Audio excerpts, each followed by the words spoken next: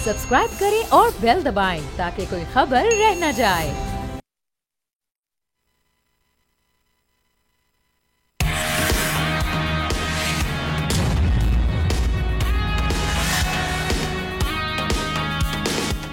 अस्सलाम वालेकुम नाजरीन, आप देख रहे हैं न्यूज़ पंच। मैं हूं आमना खटाना।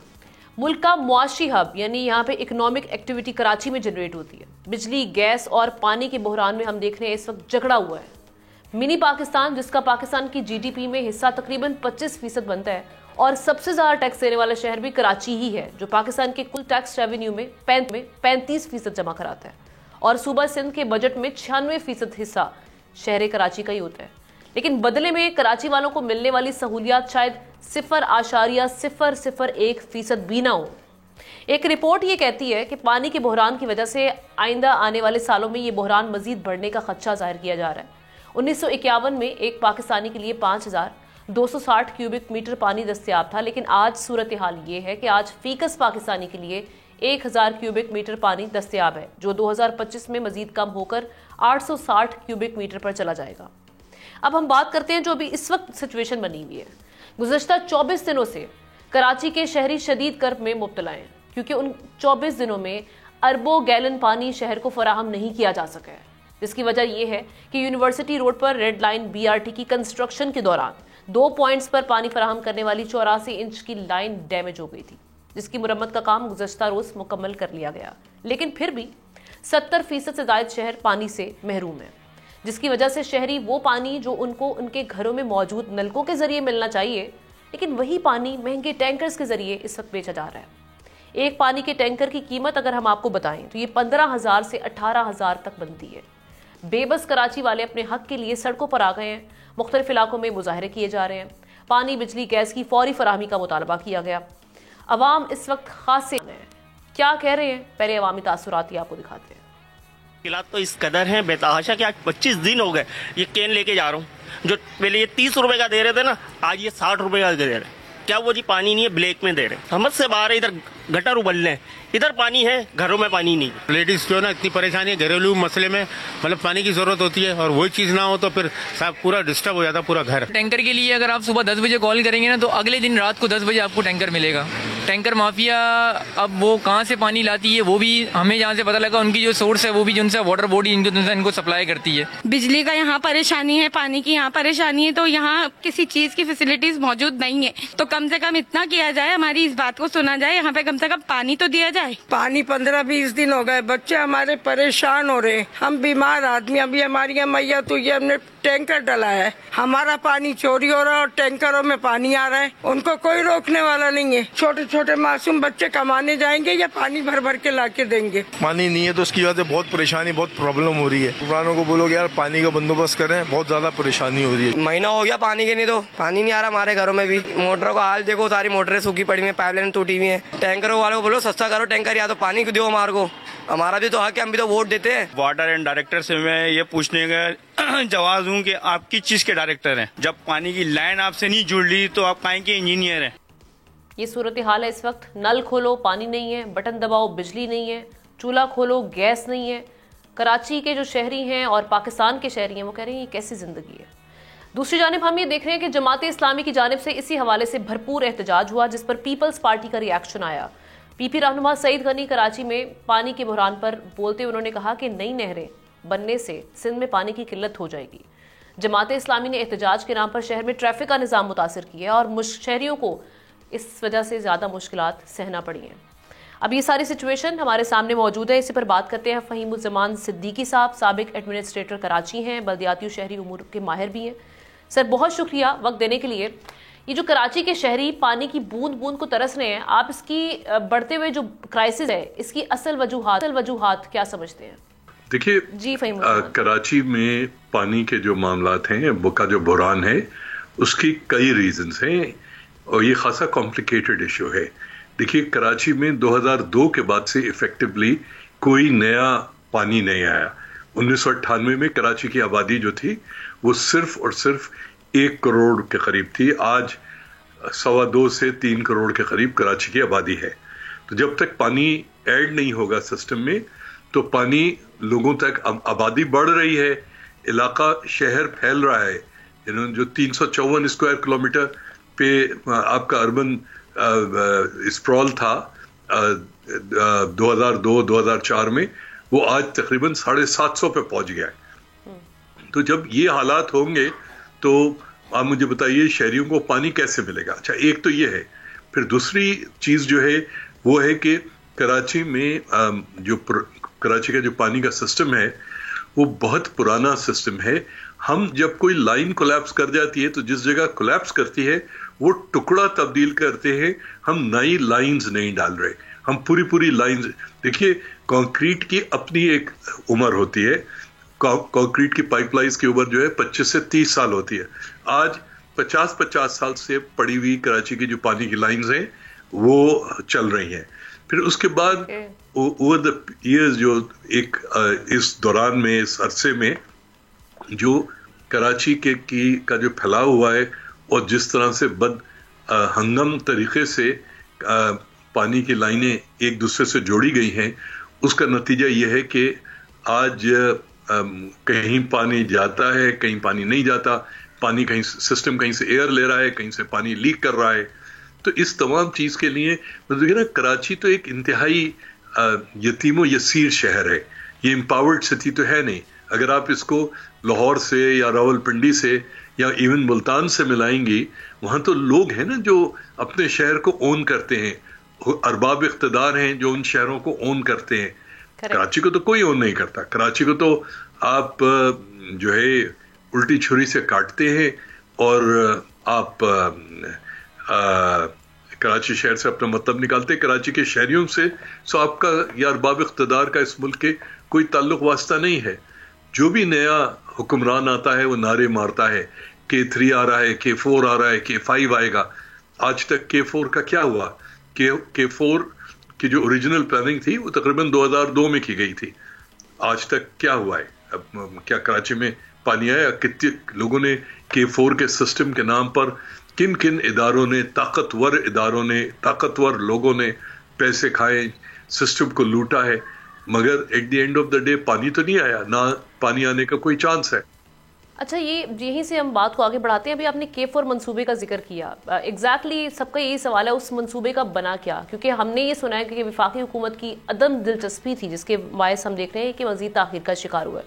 अब इस सिलसिले में जो वज़ीर आला सिंध है मुराद अली शाह साहब, उन्होंने वज़ीर आज़म से K4 मंसूबे के लिए 10 अरब रुपए फराहम करने का मुतालबा भी किया है। आप समझते हैं कि वहां से कोई रिएक्शन आएगा, कोई जवाब? पहली बात तो यह है बीबी कि गवर्नमेंट ऑफ सिंध ने 2016 में FWO को कॉन्ट्रैक्ट दिया था 25.5 अरब रुपए के अगेंस्ट के 260 मिलियन गैलन 2018 तक जो है सिस्टम में लाके डाला जाएगा। एक बूंद पानी नहीं आई कि FWO को 14.5 अरब रुपए दे के फारिग कर दिया गया। ठीक है, सिस्टम 2016 भी, 18 भी गुजर गया, 2020 भी गुजर गई।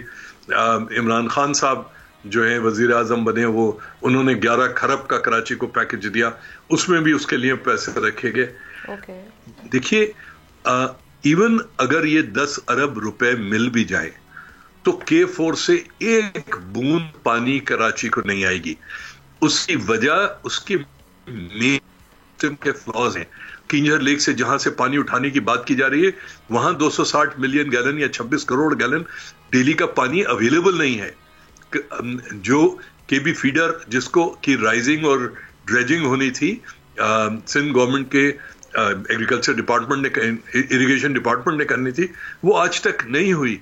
केबी फीडर से जब तक दरियाए सिंध से पानी मजीद नहीं आएगा और किंजर लेक की ड्रेजिंग नहीं होगी, क्लीनिंग नहीं होगी, और जिस जगह पे किंजर लेक में पानी है वहां से पानी अपलिफ्ट करने की कोशिश नहीं की जाएगी, तो आप यकीन जानिए, आप 10 अरब क्या 100 अरब भी दे दें, आप पानी नहीं। अच्छा, प्लस ये कि किंजर से पानी को अब पाइपलाइंस के जरिए लाया जा रहा है। पहले कैनाल के जरिए लाया जा रहा था, मगर जिस जगह से कैनाल से पानी उठाया जा रहा था वहीं से आज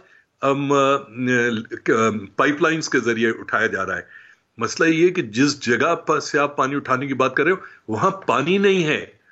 जब पानी नहीं है तो आप पानी लाओगे कहां से? फिर पानी को पंप करना पड़ेगा। पानी को पंप करने के लिए आपको पंपिंग स्टेशंस बनाने हैं और आपको ग्रिड स्टेशन चाहिए, आपको पावर जनरेशन चाहिए। वहां पर एक बिजली का तार नहीं है, तो कैसे पानी? वापडा ने ग्रिड स्टेशन बनाना है, पावर जनरेशन करनी है, जो भी करना है, बिजली देनी है। ये मैसिव पंप्स हैं जिनको 260 मिलियन या 26 करोड़ गैलन पानी डेली पंप करना है। K4 26 करोड़ नहीं है, K4 अल्टीमेटली 65 करोड़ गैलन है। तो अगर वो पानी को पंप करने के लिए बिजली नहीं है, पंप्स नहीं है, सिर्फ पाइपलाइन डाला जा रहा है। आप सिर्फ इस मुल्क में किसी किस्म की कोई अकाउंटेबिलिटी का नाम का तो तस्वुर है ही नहीं। अगर आपने जिन लोगों ने FWO को 2016 में ये कॉन्ट्रैक्ट दिया था कि 2018 में पानी पहुंचाओ, अगर FWO ने नहीं पहुंचाया या अगर डिजाइन का फॉल्ट था या अगर कोई चीज थी, तो उन लोगों को तो लटकाओ जिन्होंने पहले कराची का वक्त और पानी बर्बाद किया है, रिसोर्सेज इस मुल्क के बर्बाद किए। अब आप दोबारा आप दुनिया में कहीं स्टील के पाइप्स के जरिए 100-150 किलोमीटर पानी ट्रांसपोर्ट नहीं किया जाता। आज हम स्टील के पाइप्स डाल रहे हैं क्योंकि जो लोग जिन्होंने ये ठेके दिए, जिन्होंने ये सारा सिस्टम वो किया, उनके पैसे बने होंगे। वो तो पाइप्स तो पड़ गए, मगर क्या प्लस कोई ओपननेस नहीं है। मैं जो बात कह रहा हूं, आपके पास इस बात का क्या सबूत है कि जो बात मैं कह रहा हूं ये सही है? मैं जानता हूं ये बात सही है, मगर जब तक पब्लिक डिबेट नहीं हो और KWSB, वापडा, फेडरल गवर्नमेंट, प्रोविंशियल गवर्नमेंट इन चीजों को पब्लिक डोमेन में नहीं लेकर आए, उस वक्त तक जो है ये क्या गुफ्तगू हो रही है। मैंने 2021 में लिखकर मैं टेलीविजन पे जियो पे कहा था, उसकी रिकॉर्डिंग कहीं मौजूद होगी, मैंने 2018 में कहा था, मैं आज आपके प्रोग्राम में कह रहा हूं, अगर एक बूंद पानी 10 अरब क्या 20 अरब आप खर्च कर लो, अगर कराची को K4 से मिल जाए तो आप मुझे एम्प्रेस मार्केट पे उल्टा लटका दीजिएगा। It's not gonna happen technically. जब 2021 में वापडा को दिया गया, जनरल मुजम्मिल हुसैन साहब उस वक्त वो थे, आज 3 साल 4 साल हो गए। कोई देखो तो भाई, जब वो कॉन्ट्रैक्ट वापडा को दिया गया उसके बाद से अब तक क्या हुआ, कहां पे फॉल्ट्स आई, किसने पैसे नहीं दिए, किसने गलत डिजाइन किया, किसने सही डिजाइन किया, इन चीजों को कोई चेक तो करो। जिस तरह से फ़हीमुज़्ज़मान सिद्दीकी साहब कह रहे थे कि जो K4 मंसूबा है उसकी वजह से भी, उसमें भी अगर देखा जाए टेक्निकल काफ़ी इश्यूज हैं, जिसकी वजह से ये जो मामला है क्राइसिस का, वाटर क्राइसिस का कराची में, ये सॉर्ट नहीं हो सकता। इसमें हम देख रहे हैं कि बहुत सारे मामला आते हैं। अब हमने दोबारा उनसे रब्ता किया, ये कहिएगा टैंकर माफिया हम देख रहे हैं, इनका बड़ा अहम रोल है इस वक्त, इनकी चांदी हो जाती है जब ये क्राइसिस होता है। तो ये आता बेसिकली कहाँ से है, सरगर्म है, इनकी इस माफिया को कैसे तोड़ा जा सकता है?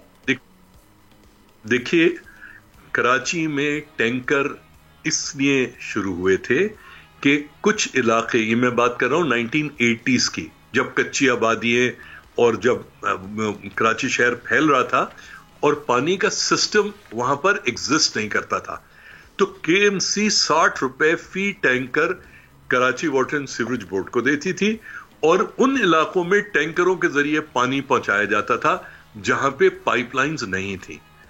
बाद में जो है पानी का पूरा निजाम जो है, देखिए जहां पे भी, चूंकि ये कंप्लीटली लॉलेस कंट्री है ना, इस मुल्क में कानून नाम की तो कोई चीज है नहीं, क्योंकि ना ही किसी ने पकड़ा जाना है, ना ही किसी ने को कोई फर्क पड़ना है।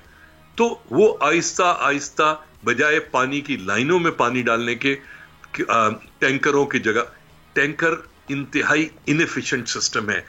एक ट्रक चलता है, उसका डीजल का इंजन 1980-1970 के ट्रक टैंकर हैं, उनके अंदर डीजल जलता है, वो कराची की सड़कों को भी बर्बाद करते हैं, जो आपकी इन्वायरमेंट है उसको भी आलूदा करते हैं। मगर चूंकि पानी की शॉर्टेज है टू बिगिन विद, और ये शॉर्टेज बढ़ रही है, ये शॉर्टेज कम नहीं हो रही। दूसरी तरफ आपका जो पाइपलाइंस का सिस्टम है उसको रिवैम्प, रिहैबिलिटेट नहीं किया जा रहा, क्योंकि वो किसी के इंटरेस्ट में नहीं है। इस वजह से जो टैंकर माफिया है, सो मच फहीमुज़्ज़मान सिद्दीकी साहब हमारे साथ मौजूद थे। अहम इशू पर उन्होंने बड़ी डिटेल बात की, क्या मामलात हैं, किस वजह से हम देख रहे हैं कि ये इशू जो है, ये क्राइसिस बढ़ रहा है, इस पर बात की। Moving forward to our next story, जो कि हम देख रहे हैं इस वक्त पॉलिटिकल एरिना में क्या सिचुएशन है। हुकूमत और अपोजिशन के दरमियान मुज़ाकरात के मामलात आगे बढ़ने लगे हैं। अपोजिशन जिसमें पीटीआई के साथ खास तौर पे जो मुज़ाकरात होने जा रहे हैं, दोनों मुज़ाकरात जो फरीकैन हैं उनके दरमियान मुज़ाकरात का पहला दौर ख़त्म हो गया है। दोनों जानिब से बातचीत जारी रखने पर इत्तफाक किया गया है और साथ ही साथ मुज़ाकराती कमेटी का आइंदा इजलास 2 जनवरी को होगा, ये कहा गया है। आइंदा इजलास में अपोजिशन अराकीन मुतालबात की फहरिस्त पेश करेंगे। स्पीकर कौमी असम्बली अयाज सादिक की ज़ेर सदारत हुकूमत और अपोजिशन की कमेटी अराकीन का पहला इन कैमरा इजलास पार्लियामेंट हाउस के कमेटी रूम नंबर 5 में हुआ, जिसमें हुकूमत के 7 और पीटीआई के 3 अराकीन शरीक हुए थे। मुज़ाकरात के पहले दौर का एलामिया भी जारी कर दिया गया और साथ ही साथ में ये कहा गया है कि हुकूमत और पीटीआई ने मुज़ाकरात को मस्बत अमल करार दिया है। दोनों तरफ से कहा गया है कि मुज़ाकरात को जारी रहना चाहिए। अब बेसिकली ये जो मुज़ाकरात हो रहे हैं, ये किस हद तक कामयाब होंगे, कितने संजीदा तरीके से इसको दोनों फरीकैन देख रहे हैं, इस पर तज्जिया लेते हैं। एहतशामुल हक साहब ने हमें ज्वाइन किया है, बहुत शुक्रिया एहतशाम साहब। कैसे देख रहे हैं इन मुज़ाकरात को? आज काफ़ी हम देख रहे हैं कि बातचीत भी हो रही थी, फारूक सत्तार साहब भी काफ़ी ऑप्टिमिस्टिक नज़र आ रहे हैं। वो ये कह रहे हैं कि साल एंड होने से पहले हम एक जो पॉलिटिकल इंस्टेबिलिटी है उसको ख़त्म करने के लिए अब हमने मुज़ाकरात का सिलसिला शुरू कर दिया है और उनको लग रहा है कि ये मुज़ाकरात कामयाब हो जाएंगे। किन टर्म्स एंड कंडीशंस पे आप समझते हैं हो सकते हैं कामयाब? अमना, बुनियादी तौर पे तो इसमें कोई शक नहीं है कि ये इस लिहाज से तो बहुत अहम पेशरफ्त है कि दोनों तरफ से ये फैसला किया गया कि जी probably joke has gone too far off और ये मुल्क में पॉलिटिकल इंस्टेबिलिटी, और हम देख रहे हैं कि जिस अंदाज से महाजराई का सिलसिला चल रहा है, इससे पार्टियों को भी नुकसान, हुकूमत को भी नुकसान, मुल्क को भी नुकसान, लिहाजा इसको अनडू करने की ज़रूरत है। तो उस कॉन्टेक्स्ट में तो इसकी अहमियत बड़ी है।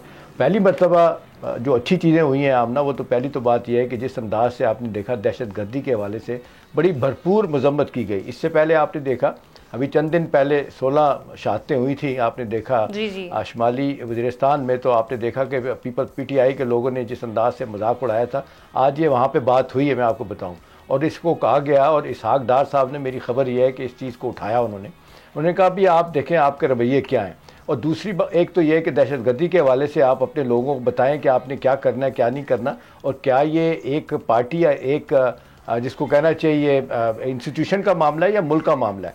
दूसरी बात है, इसहाक डार साहब ने जो खबर ये मेरी वो ये बताती है कि उन्होंने कहा देखें जी आपका जो जिस अंदाज से सोशल मीडिया ऑपरेट करता है हमना और ट्विटर अकाउंट है, उन्होंने कहा कि बानी पीटीआई जब मुलाकात करते हैं साफ़ियों से मुलाकात होती है, जो खबरें आती हैं अखबारों के पास, उसके बाद वो जो खबरें जाती हैं सोशल मीडिया के पास पीटीआई के, तो उसको तोड़ मोड़ के पेश किया जाता है, बिल्कुल डिफरेंट एंगल दिया जाता है, जिससे मुज़ाकरात क्या वो कहते हैं सिया में कॉन्फिडेंस बिल्डिंग मैयर ही नहीं पैदा हो रहे। तो असद कैसर ने मेरी खबर ये बताती है आमना कि उन्होंने इस बात से एग्री किया। उन्होंने कहा ठीक है, इसको हम अपनी कोर कमेटी में लेकर जाएंगे, इस इशू को रिजॉल्व करने की कोशिश करेंगे। दूसरा उन्होंने कहा कि जी अब आपसे हम ये कहेंगे कि अब जिनको मुलाकात हो रही है आप सहूलतकारी करें, कल या परसों हमारी मुलाकात का अरेंजमेंट करें बानी पीटीआई से, हम जो आपसे इनिशियली थोड़ी बातें हुई हैं सब आके पूछें, और ताकि ये मुस्तकिल बुनियादों पर मामलात को आगे ले जाया जा सके। अब ना एक और इसमें जो अहम पहलू है, इसमें कोई शक नहीं कि दोनों तरफ के लोग जो है ना वो ये कह रहे हैं कि जी संजीदगी का मुजाहरा करना चाहिए, और ये सियासी लड़ाई को किसी जिसको कहना चाहिए इसका एक कोई हदूद तय होने चाहिए कि तयशुदा हदूद के अंदर रह के लड़ाई करनी चाहिए। अब पीटीआई को ये बताया गया कि जी भाई देखिए आप पॉलिटिकल स्पेस चाह रहे हैं, आपके लिए ज़रूरी है कि जो एक वजह नज़ा बन रही है, झगड़े की वजह बन रही है, वो आपका सोशल मीडिया है, आपके लोगों के बयानात हैं, और बयानात को अच्छा, एक और चीज़ भी तो ना सिविल नाफरमानी का जो ये मीटिंग में आपने देखा कि सिविल नाफरमानी की जो एक मुहिम शुरू करने के हवाले से बात की जा रही है, उसके साथ साथ पैरेलल मुज़ाकरात, डोंट यू थिंक कि ये पॉसिबल नहीं लगता या इसको डिले कर दिया? देखिए आज की जब मैं आपसे बात कर रहा था तो ये मैंने कंफर्म किया उनसे, फिलहाल उन्होंने इसको रोक दिया है। आज से जो होनी थी वो नहीं चल रही, सिविल नाफरमानी की तहरीक को रोका हुआ है, वो आउटकम देखेंगे इस मीटिंग का, और फिर कहा जा रहा है कि कल या परसों किसी तरीके से बानी पीटीआई के पास असद कैसर और बाकी लोग जाएंगे और उनसे बातचीत करेंगे। और एक और बात हुई, क्योंकि आपने देखा कि जितना भरपूर 7 मेंबर कमेटी थी, इसमें सिर्फ पीटीआई के असद कैसर साहब थे, और साथ आपने देखने वो अपना दूसरे बंदे जो थे उनमें अल्लामा नासिर जाफरी थे और साहबजादा हामिद रज़ा साहब। जिन लोगों की कमेटी बनाई थी उनमें आप देख लें कि जो शिरकत नहीं कर सके उनमें सलमान अकरम राजा और सीएम अली अमीन गंडापुर ये नहीं गए, उमर अयूब साहब और हामिद खान साहब नहीं गए। और फिर उनको बताया कि जी हामिद खान साहब जो असल बंदे हैं जिनको बहुत ट्रस्ट करते हैं, शायद लोग कहते हैं उनके कज़न ये बानी पीटीआई के, वो मुल्क से बाहर हैं, अगली मीटिंग में आ जाएंगे।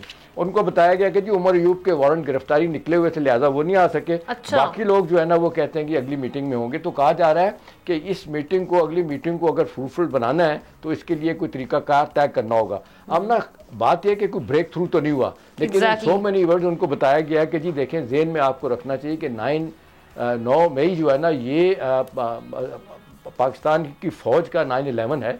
और वो कह रहे हैं कि जिस अंदाज से एक इंटरनल कू कराने की कोशिश की गई थी उसको जब तक आप अंडू नहीं करेंगे चीज़ें ठीक नहीं होंगी। अब ना आधे से ज़्यादा लोगों का ये ख्याल है, जो बातें हुई हैं, कि जी कुछ बातों में हुकूमत की बहुत वजन है, जिसमें यह है कि जिस अंदाज से खबर ब्रेक पर जाने से पहले मैं आपको वन लाइनर आपका कोट किया जाता है। वन लाइनर में जाना चाहूंगी, आपकी एंटिसिपेशन क्या है? ये अगले साल का जो आगाज होगा वो अच्छा होगा? पॉलिटिकल स्टेबिलिटी आप देख रहे हैं, ये थोड़े मामला कुछ तय पा जाएंगे? One liner. हम ना देखें, तय होना तो बज़ाहिर इतना आसान नहीं लगता, लेकिन कहते हैं कि शुरुआत की जाए, बातचीत का सिलसिला दरवाज़ा खुले तो बातचीत के जरिए ही आप देख लेना 2 मीटिंग 4 मीटिंग 6 मीटिंग। तो आपने देखा जंगों की बात हो, सियासी इख्तलाफात की बात हो, जब आप बैठ जाते हैं तो उसका हल निकलना शुरू हो जाता है। अब देखते हैं कि इसका हल निकालने में पीटीआई कितना संजीदा और हुकूमत क्या दे सकती है। पॉलिटिकल स्पेस जो इस वक्त मिलनी चाहिए पीटीआई को कितनी मिलेगी, और दूसरी तरफ जो है ना वो हुकूमत जो तवक्कुआत कर रही है इनसे कि जी आप अपना जिस तरह 9 मई के हवाले से, या ये कि मीडिया जो सबसे ज़्यादा आपका खराबी कर रहा है उसको आप कैसे ठीक करेंगे। मेरा ख्याल है इसमें अगर हम ना थोड़ी सी अगर कोशिश करते हैं कि इसका गलत इस्तेमाल बंद हो ट्विटर अकाउंट का और इसका सोशल मीडिया का, तो मेरा ख्याल है बात आगे बढ़ सकती है। Okay, right. चले जी, हम एक ब्रेक लेते हैं, ब्रेक ही जाते हैं, उसके बाद फिर वापस आते हैं। एक और अहम स्टोरी हमारे पास, इंटरनेशनली क्या मामला चल रहे हैं उस पर बात करेंगे।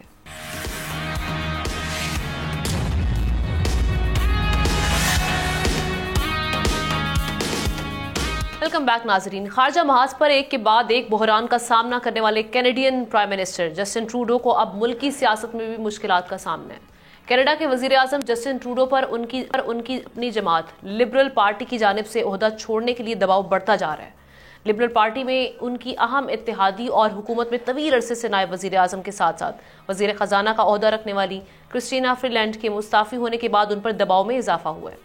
जस्टिन ट्रूडो नवंबर 2015 से कनाडा के वजीर आजम है। गुज़श्ता एक दिहाई में 3 बार होने वाले इंतखाबात में उनकी मकबूलियत के सबब कनाडा में लिबरल पार्टी हुकूमत बनाती रही है। गुज़श्ता चंद बरस से कनाडा में महंगाई में इजाफे समेत दीगर कई इशूज़ के सबब ट्रूडो की मकबूलियत में कमी वाक़ई हुई है। अब सारे मामलात में हम देख रहे हैं कि इस वक्त जो प्रेसिडेंट इलेक्ट यूएस के, उनकी जानिब से भी जो मजाक के तौर पर कहा गया, लेकिन ये कहा गया कि कनाडा को वो 51st स्टेट ऑफ यूएस देख रहे हैं। अब ये मजाक और दूसरी जानिब भी जो हम बढ़ता हुआ प्रेशर देख रहे हैं, क्या ट्रूडो का जो इक़्तिदार है वो ख़त्म होने वाला है, और क्या फैक्टर्स हैं? क्या सिर्फ जो हम देख रहे हैं कि उनकी जो पॉलिसीज़ हैं गैर मकबूल, उसकी वजह से ये प्रेशर बढ़ा है, या इसमें भी अमेरिका की मुदाखलत वाला कोई फैक्टर तो नहीं है? एक जानिब ये मामला भी है, दूसरी जानिब इंडिया के साथ भी जो हम बढ़ती हुई टेंशन है वो भी कहाँ पर, इस सारे फैक्टर्स में कहाँ किस हद तक उसकी इन्वॉल्वमेंट है, इस पर बात करते हैं। तशामुल हक साहब है हमारे साथ, और हामिद खान अल-मशरकी साहब इंटरनेशनल अफेयर्स के एक्सपर्ट हैं, उन्होंने भी हमें ज्वाइन किया। दोनों का बेहद शुक्रिया। एहतशाम साहब, आपसे पहले भी हम बात कर रहे थे जो इस वक्त पाकिस्तान में क्या पॉलिटिक्स हो रही है, लेकिन इंटरनेशनली देखा जाए तो इस इशू की भी बड़ी हाइप है। किस तरह से देख रहे हैं ये जो बढ़ता हुआ प्रेशर है ट्रूडो हुकूमत पर, और किस तरह से वो इसको आगे लेकर चलेंगे? क्या ये इक़्तिदार जाने वाला है उनके हाथ से? जी आमना बताया तो ये लगता है कि जो उनका मुस्तकबिल बगला है कि गैर सियासी तौर पे गैर यकीनी की सूरत हाल वहाँ पर पैदा हो चुकी है। सही कह रही हैं, 10 बरस से वो कायम थे, लेकिन एक सिमिलैरिटी अमेरिका के इलेक्शन में और इनके इलेक्शन में हुई है। वो जिस तरह वहाँ पे आपने देखा कि डेमोक्रेट्स हारे हैं बुरे तरीके से, 2 वजूहत इंटरनली है। एक तो हाई कॉस्ट ऑफ लिविंग और राइजिंग इन्फ्लेशन, यहाँ पे भी उनको ले बैठी है। जिस तरीके से मामलात वहाँ पे ख़राब हुए हैं, लोग उनके ख़िलाफ़ हो गए। फिर यह है कि जिस तरीके से उनके पार्टी के काबीना के अपने लोगों ने इस्तीफ़ा देने शुरू किए ना, वो एक लम्हा फ़िक्री है। अभी कहा जा रहा है कि जुम्मे वाले दिन काबीना की मीटिंग में जब आपने करेंगे। दो इश्यूज की बात की, इन्फ्लेशन जो आप देख रहे हैं, हाई कॉस्ट ऑफ लिविंग, उसके अलावा जो टैरिफ्स बढ़े हैं, उसके बाद हम देख रहे हैं कि बहुत ज़्यादा प्रेशर बढ़ गया अमेरिका की जानिब से। अच्छा, प्रेशर बढ़ रहा है और ज़्यादा हमने जो परेशानी की बात है ना, वो ये है कि जिस तरीके से बार बार प्रेसिडेंट ट्रंप जो है ना, उन्होंने भी लगता है कि ज़ाती मसला बना लिया। ट्रूडो और ट्रंप साहब की आप देख लें, सियासी तौर पे एक मुखालफत बहुत ज़्यादा है। अभी उन्होंने कहा है कि मैं जो ही आऊँगा, प्रेसिडेंट ट्रंप कहते हैं मेरी इनॉग्रेशन होगी तो 35% तमाम अशिया जो आती हैं वहाँ से, कनाडा से, मैं उसके ऊपर ड्यूटी लगा दूंगा। अब 35% ड्यूटी लगाने का मतलब है मज़ीद महंगाई और कॉस्ट ऑफ लिविंग मज़ीद लोगों के लिए मुश्किल हो जाएगी। अब इन हालात में उनके पास ऑप्शन क्या है? बज़ाहिर ये लग रहा है आमना कि वो रिज़ाइन कर देंगे और कहा जा रहा है तलाक लेकिन अभी तो रीशफल चल रही है जब तक नए इलेक्शन नहीं होते वो अपना प्राइम मिनिस्टर के तौर पे रहेंगे। आखिरी बात आमना, आखिरी बात है कि हिंदुस्तान का बहुत बड़ा रोल इसमें आ गया है।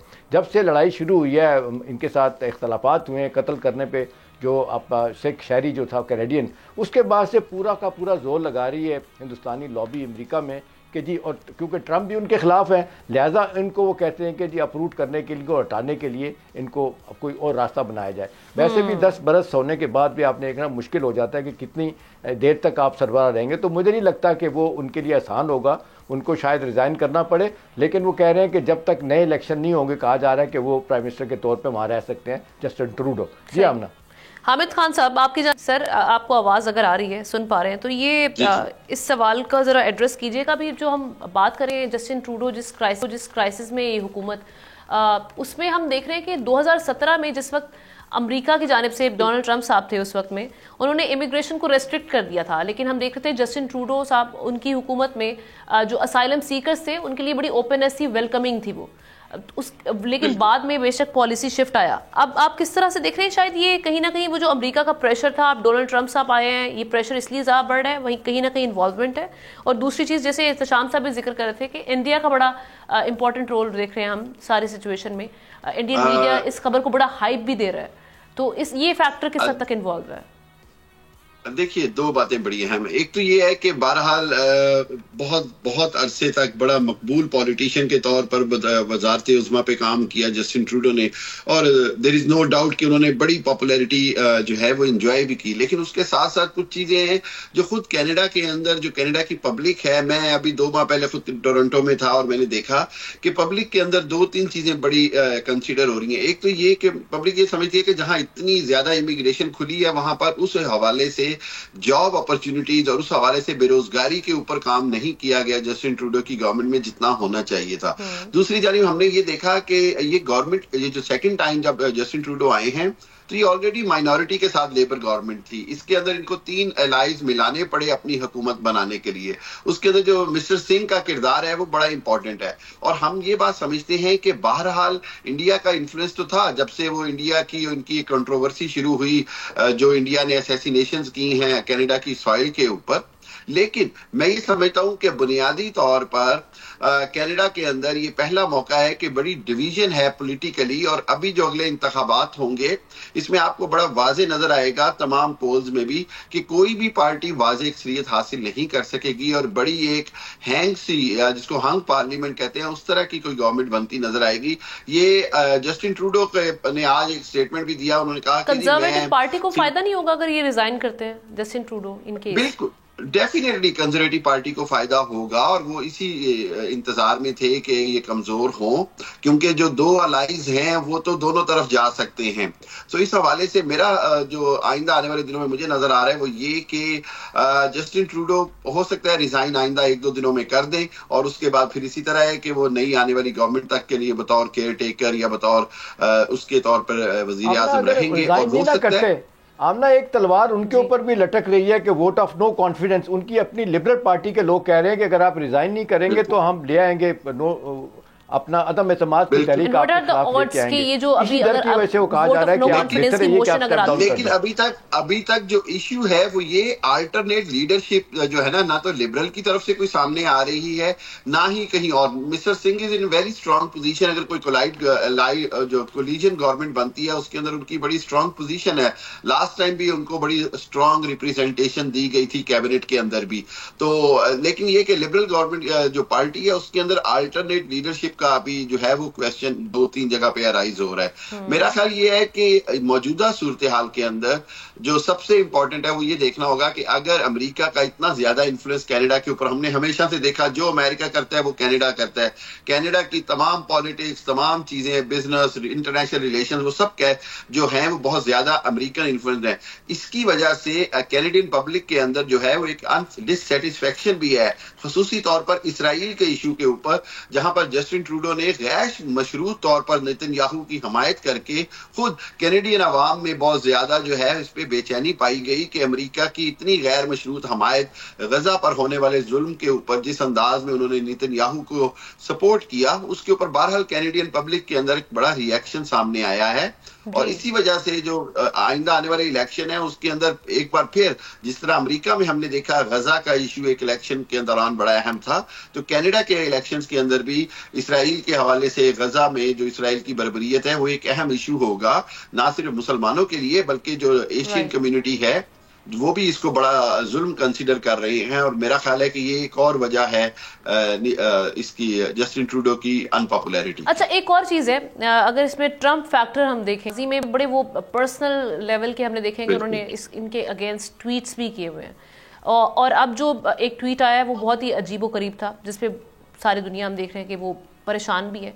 President elect Donald Trump 51st state of कह रहे हैं कनाडा को, यूएस की, वो ऐसा क्यों देख रहे हैं? बिल्कुल यही मैंने आपसे कहा, ये एक जो आम कैनेडियन है वो भी इस बात से परेशान है कि कनाडा, अमेरिका जो है वो कनाडा को इसकी तुफैली रियासत के तौर पर इस्तेमाल करता है, इट इज प्रॉक्सी स्टेट के तौर पर इस्तेमाल करता है। और इसकी वजह से आइंदा आने वाले दिनों में स्पेशली जो फ्रेंच स्पीकिंग कनाडा है उसके अंदर इसके ऊपर बहुत ज्यादा तहफुजात हैं। वो ये समझते हैं कि इतना अमेरिकन इन्फ्लुएंस खुद कनाडा के मुस्तकबिल में जो है वो मुश्किलात खड़ी करेगा। और कैनेडियन जो हैं वो इस चीज से अब थोड़ी सी अपनी इंडिपेंडेंट फॉरेन पॉलिसी चाहते हैं। जी एहतशाम साहब, अब ना एक चीज़ और भी है, देखें वहाँ पे जो एक और ये जो ट्रम्प बात कर रहे हैं कि 51 स्टेट बन जाएगी, उसका हवाला भी दिया जाता है कि आज से कुछ 14-15 साल तक पहले तक सूरत हाल ये थी कि वहाँ पे अमरीकियों के लिए वीज़ा लेके जाने की कोई ज़रूरत नहीं होती थी। इन्होंने कनाडा की गवर्नमेंट ने जो है ना रिस्ट्रिक्शन लगा दी कि जी आप वीज़े के बगैर नहीं आ सकते।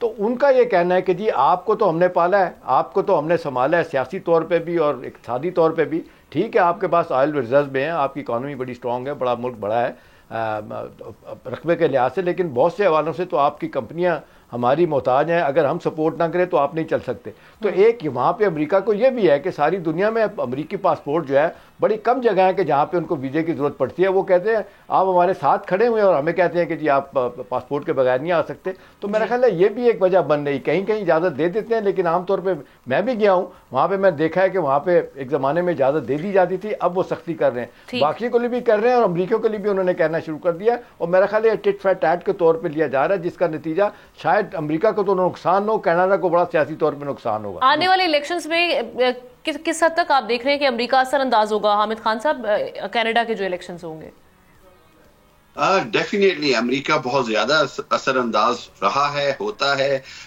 अमेरिकी इलेक्शन, कनाडा के इलेक्शंस में। और खुसूसन ट्रंप का जो एक खास जो पॉइंट ऑफ व्यू है वो 12 लिबरल्स को तो सूट नहीं करता और जिसके नतीजे में कंजर्वेटिव्स को बहुत सपोर्ट मिलेगी।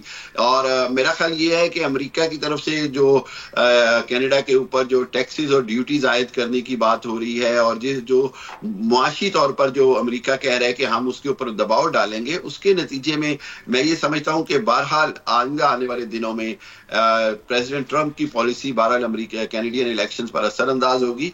लेकिन अगेन मेरा पॉइंट ऑफ व्यू ये है कि कनाडा के अंदर मैंने पहली बार देखा है कि बहुत बड़ी पॉलिटिकल डिवीजन है, और ये पूरी दुनिया में हो रहा है कि कहीं पर भी अब बहुत बड़ी मेजॉरिटी के साथ हुकूमतें नहीं बन पा रही। हमने फ्रांस में देखा है कि किस तरह की सूरत हाल चल रही है, अभी तक एक तरह से एक टेम्पररी प्राइम मिनिस्टर वहां पर रन कर रहे हैं। इसी तरह ऑस्ट्रिया में हमने देखा है कि राइट विंग से पॉलिटिक्स जो है वो पावर लेफ्ट विंग पे शिफ्ट हो रही है। हॉलैंड के हमने देखा। दुनिया के अंदर एक चीज समझनी होगी, और वो ये कि लोगों का अपने मसाइल, जिस तरह डिजिटल मीडिया और सोशल मीडिया के बाद लोग अपने मसाइल के हल के लिए हुकूमतों से अब ज्यादा तवक्को रखते हैं, और हुकूमत अगर डिलीवर करने में फेल होती है तो उसको पूरे सिस्टम का फेलियर समझा जाता है। That's why democracy is on the failure in such countries. यहाँ पे इन कंट्रीज को देखना होगा कि अब टू पार्टी रूल से काम नहीं बनेगा, बल्कि अवाम को डिलीवर करना पड़ेगा। खसूसी तौर पर जो लोकल्स हैं उनके जो हेल्थ के इश्यूज हैं, कनाडा के अंदर भी अगेन वहीं पर मैं अभी बात कर रहा था, बहुत बड़ा हेल्थ इश्यू है वहां पर।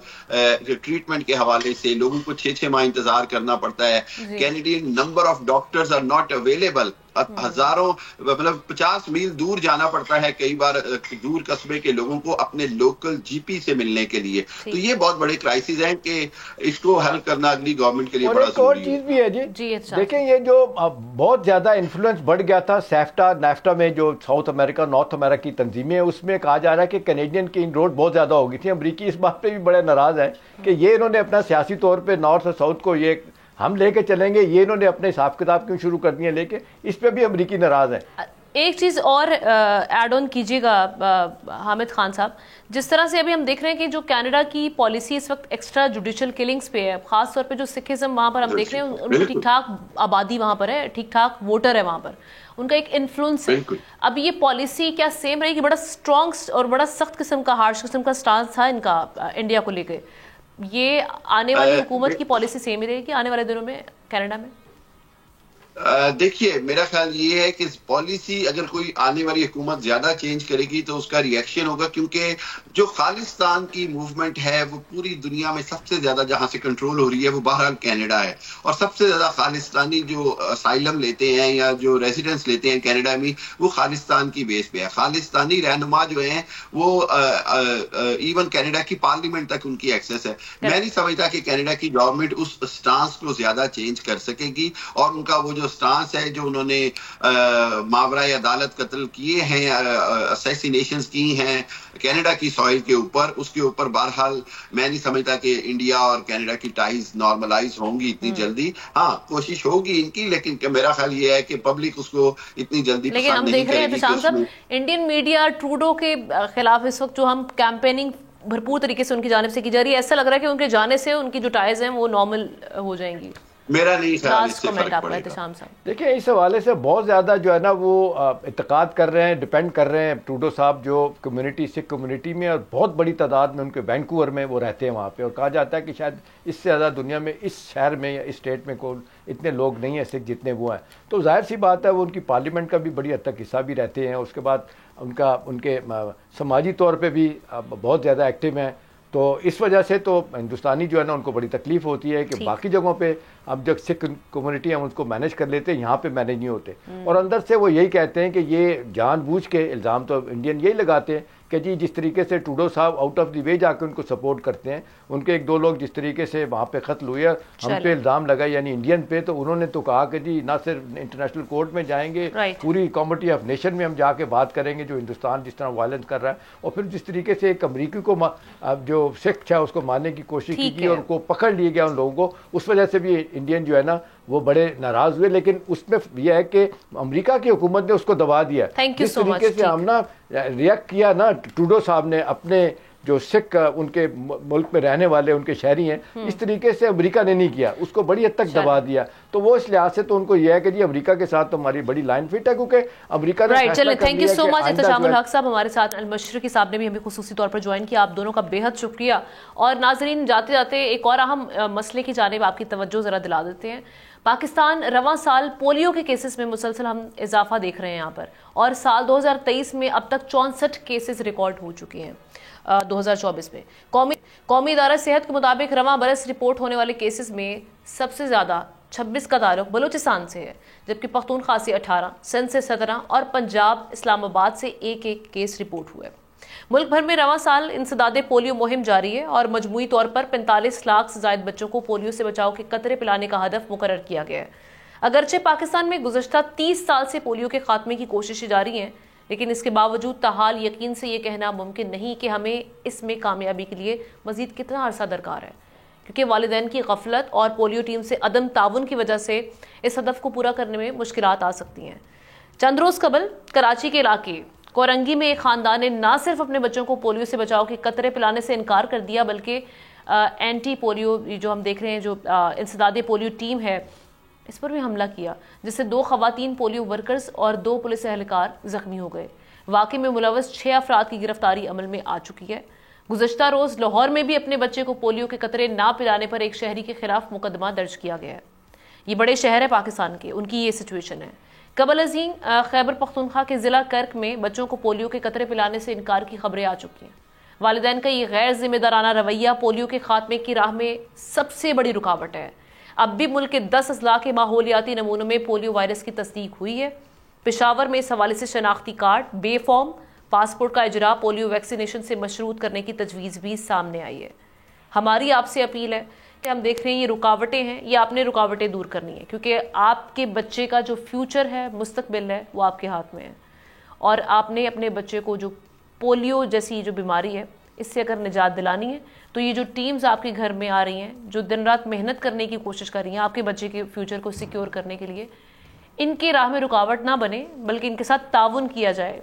मैं तो कहती हूँ कि ताउन क्या, इनको और अच्छे तरीके से डील किया जाए, अच्छे से ट्रीट किया जाए, इनको बिठाएं घर में, इनको अच्छे से आप जैसे ट्रीट करते हैं वैसे उनको करें, और इनके साथ ताउन करते हुए अपने बच्चे का मुस्तकबिल महफूज बनाएं। आपसे ये अपील है। इसके साथ ही प्रोग्राम का वक्त खत्म हुआ चाहता है। आपसे कल मुलाकात करते हैं। अल्लाह हाफ़िज़।